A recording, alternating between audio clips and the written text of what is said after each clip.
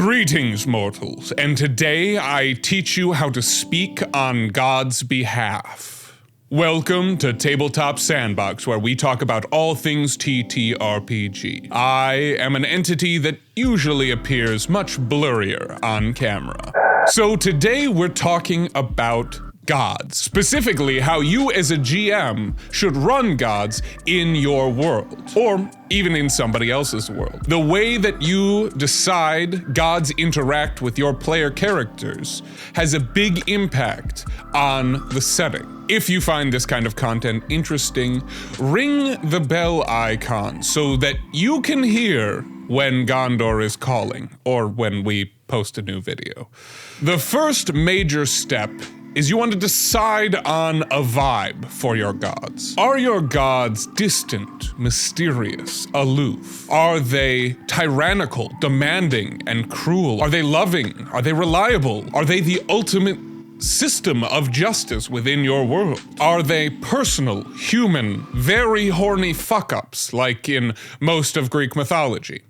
Looking at you, Zeus. And you don't just have to pick one of these. It's okay to mix and match. I personally have a mix of just about all of these types of gods in my world. But before you decide to mix and match, you need to know how to actually run these different types of gods for your players. For the first type, which is kind of unfathomably powerful but very distant and not very involved in the world, at least not in an obvious way. The key is scarcity. The less they interact with mortals, the more mythic they seem. The less you see, the more you imagine. Just like how it works in monster movies, like Alien or Super 8. These are usually the most ancient gods. They don't have any personal interaction with your player characters, at least not until your player characters reach epic level and are visiting them on their home plane. Usually the way they communicate is through very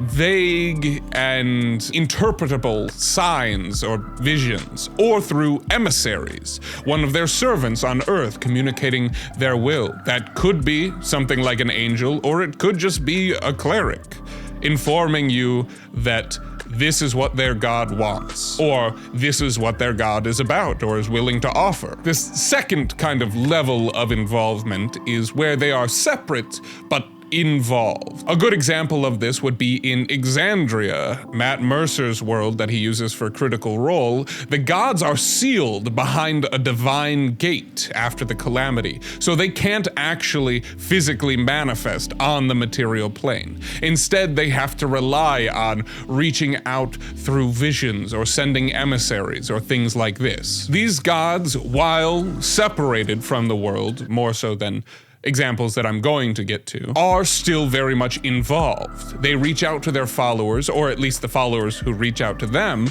with visions and answered prayers and signs that can be easily interpreted, at least for those who know what they're looking for. Dreams and visions are also a great way to communicate plot points to your characters, and it makes the player who's receiving that dream feel special. These gods are also the type of gods that may answer prayers, but you should never just have a god answer a prayer and then never expect anything from their servant, or even just a non-believer who decided to pray for them in a moment of desperation. When you pray to a god and they help you out, they expect you to faithfully serve them in whatever way that may manifest. It might be providing a sacrifice to them, or spreading their influence, or just going and doing a quest, slaying some of their enemies, or the followers of a rival god. This is probably the level of interaction between gods and player characters, or gods and mortals, that I usually incorporate into my games. However, sometimes it's fun to make those gods a little more tangible and a little more personable. This brings me to my third category, which is gods that are able to physically manifest. When a god physically manifests, it's very hard for them to come across as majestic and ancient and mythical as you might want them to come across, which is why if you want a truly powerful, intimidating, mythical god, in your game world, I would say keep them separated from your players. If a player is going to have an interaction with a god, it's going to be an entirely different vibe because you, as a game master, I am sorry to say, are only human. And so actually embodying something that strikes the holy divine fear of God into your players is not something that you're going to likely achieve. But hey, I don't know you, I don't know your life. Maybe you have nearly as much charisma and gravitas as I do. For these physically manifesting gods, I like to make them either new gods or not quite gods. A couple examples of this that I've run in my own game is Veles. Veles is the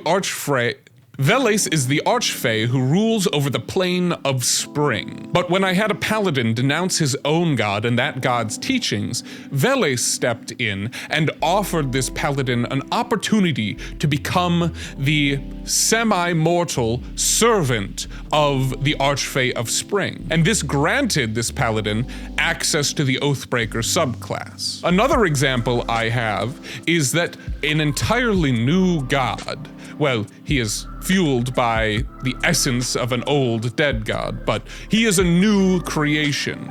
His name is Fennec, and he was created when a Fennec fox accidentally walked into the essence of a trickster god. And that essence of a trickster god, being a trickster god, decided instead of absolutely obliterating this curious little fox who had the balls to walk directly into this godly essence, he would turn that into a god. So that fox took on a humanoid form and new personality and new memories, and especially being a trickster god, just started messing things up and started making enemies of the old gods who had been around for a long time. But he was a very fun character to have interact with my players, and they seemed to love him. I may have had him do more magic creating outfits for them than doing anything else in his interaction with them. But again, with this physically manifest god, there's very little mystique. And so you can't just count on the majesty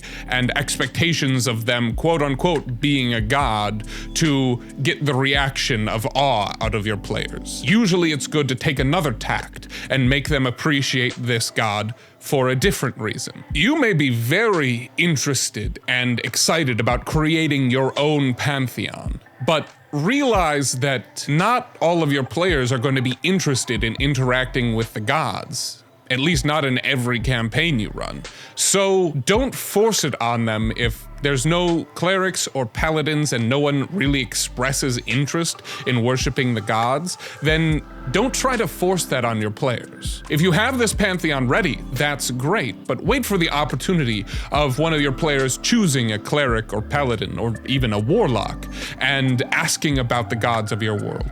Or wait for somebody to be in a desperate situation and reach out to any gods who may be listening, and you can choose the one that is most interesting to you that will fulfill that request, but then drag that player into a relationship with them where they're demanding servitude. Or if your players aren't interested, but you're really set on bringing these really cool gods you came up with into your game, then you have to make them interesting to your players. If you try to force them on your players, then nobody will end up having fun. A couple ways that you could introduce these very interesting gods into your game is you could have them take notice of your party and the deeds that they are performing. If your players are heroes and they do some things that are heroic, then it would make sense that some of the powers that be might take notice of them, even if they're relatively low level, as investments, and perhaps try to make servants or allies out of them. Another way is that